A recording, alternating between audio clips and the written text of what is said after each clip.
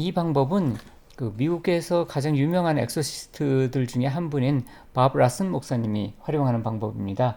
저는 이제 밥 라슨 목사님한테 이제 그 엑소시즘 과정하고 딜리버런스 과정하고 그 과정을 다 배웠었고요.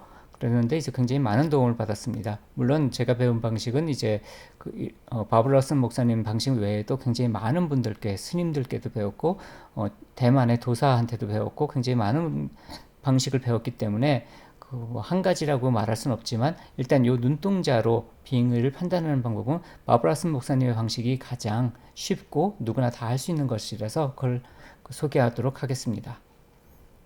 이 방법은 상대방한테 가장 최근에 마음이 아팠던 사건 그걸 떠올려 보라고 합니다. 그러면 아까 얘기한 것처럼 눈동자가 어디론가 향해야 하거든요.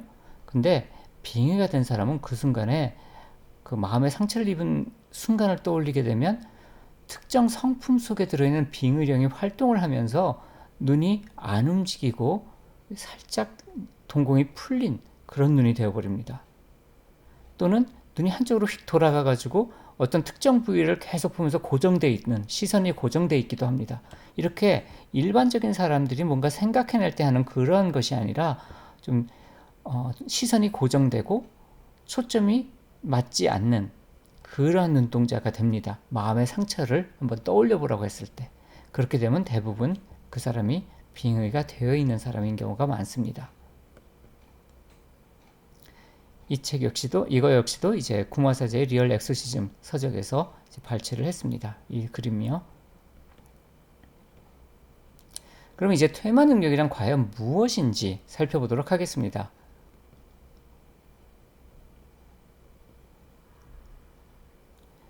자, 지금 잠깐 머릿속에 이제 사과를 한번 떠올려 보세요.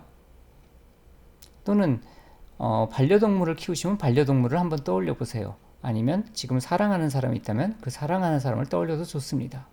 눈 감을 필요도 없고요. 가장 쉽게 떠올릴 수 있는 그 방식으로 떠올리면 됩니다. 그래서 사과든지 누구 얼굴이든지 그럼 머릿속에서 잠깐 떠올릴 수 있으면 이제 퇴마 능력의 50%가 가능해진 겁니다. 다음은 만약에 사과를 떠올렸다 그러면 그 사과가 맨질맨질한 사과인지 거칠거칠한 사과인지 한번 구분해 봅니다. 그래서 그거 구분이 되면 이제 퇴마사입니다. 예, 그거면 됩니다. 퇴마의 능력은 두 가지입니다. 내적인 심상과 신경 반응을 재현시키는 능력입니다.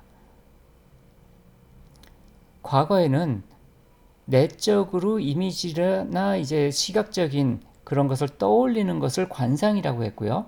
그리고 신경 반응을 재현시키고 재구성하고 하는 것을 기감이라고 했습니다. 그래서 무슨 특별한 어떤 수련법이 나오는데 그런 거 필요 없습니다. 내가 지금 말한 것처럼 사과를 떠올리고 사과의 표면을 느낌을 만져볼 수 있으면 그거면 충분합니다. 이게 왜 퇴마가 이 두 가지만 있으면 되냐 하면요. 그 이유는 귀신의 첫 번째 능력이 사람의 마음을 읽는 거라고 했습니다. 그래서 내가 상상으로 나한테 에너지 보호막이 있다고 상상을 하고 그 에너지 보호막을 내가 과거에 경험한 딱딱한 시멘트 벽처럼 두껍고 튼튼한 벽이다라고 그때 그 시멘트 벽을 느꼈을 때 내 신경 반응을 재현할 수 있다 그러면 귀신에게는 그 에너지 보호막이 진짜로 그런 식으로 보이게 되고 진짜로 그렇게 체험이 됩니다. 그래서 그게 사실이 되고 현실이 됩니다. 귀신 입장에서는. 또는 내가 과거에 어떤 불이 뜨거운 불에 한번 가까이 가서 얼마나 뜨거웠는지 그 뜨겁다는 느낌을 경험해 본 적이 있다면 손에서 그렇다면 그 손에 그 뜨거운 느낌을 재현하면서 그 에네르기파를 쏘는 것을 상상을 하면 그러면 그 에네르기파를 귀신이 맞으면 정말로 귀신은 타격을 받습니다. 그러니까 귀신한테 달린 거지 퇴마사한테 달린 게 아니에요. 퇴마 능력은. 그래서 귀신의 능력으로 퇴마를 하는 거지 영능력이나 수련으로 생성된 힘으로 퇴마를 하는 게 아닙니다. 그리고 이 방법이 안 통한다는 것은 그 사람한테 귀신이 없다는 얘기입니다. 자, 밀교의 경우는 다양한 퇴마 기술이 발달했습니다. 그러니까 지금 여기 보여지는 명언과 같이 무시무시한 신이 그 귀신을 발로 밟고 있는 것을 리얼하게 그릴 수 있을 정도로 수행을 합니다. 이것을 리얼하게 그릴 수 있다는 것은 상상과 신경 반응의 재현이 훈련을 통해서 동시에 쉽게 일어날 정도가 됐다는 걸 말하는 거거든요.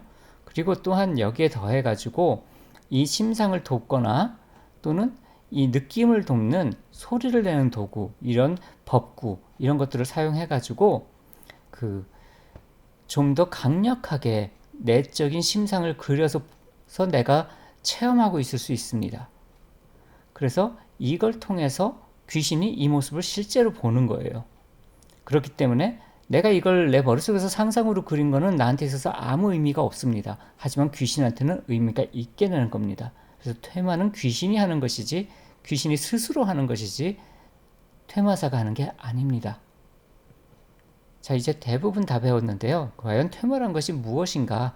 그것에 대해서 얘기해 보도록 하겠습니다. 퇴마는 이제 빛과 어둠의 게임과 같습니다.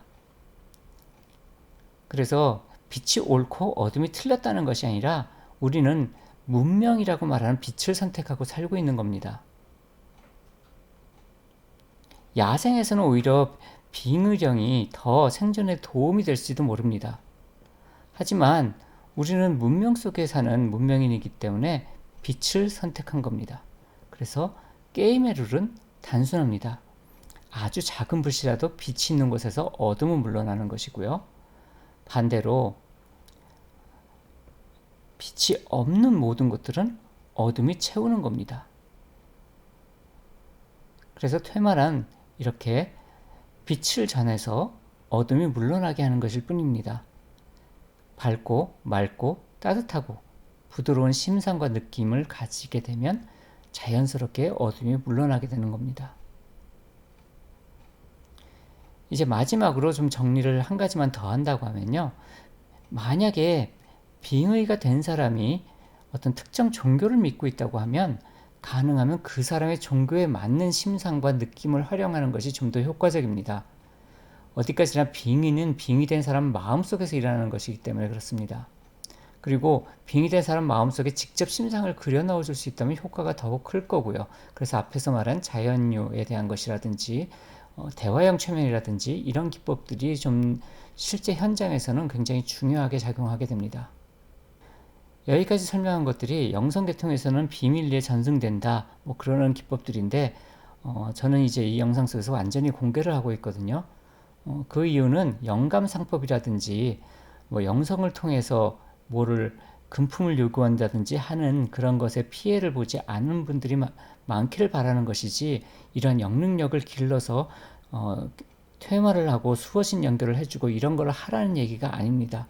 실제로 어떤 것을 사람들이, 영능력자라는 사람들이 하는지, 그러니까 그게 과연 돈을 내고 그렇게 그것을 받을 필요가 있는 것이 아니라고 하는 것을 이해해야 된다는 것입니다. 그리고 이것이 누구나 다 가능한 부분들인데 몰라서 못하고 있는 것일 뿐이라는 것도 이해하셨으면 합니다. 자, 그럼 오늘도 시청을 해주셔서 감사드리고요. 구독과 좋아요 해주시면 굉장히 행복할 것 같습니다. 그리고 유교 제가 카페 후기 남겨주세요. 그러면 힘나서 더더욱 열심히 영상을 만들어 보도록 하겠습니다.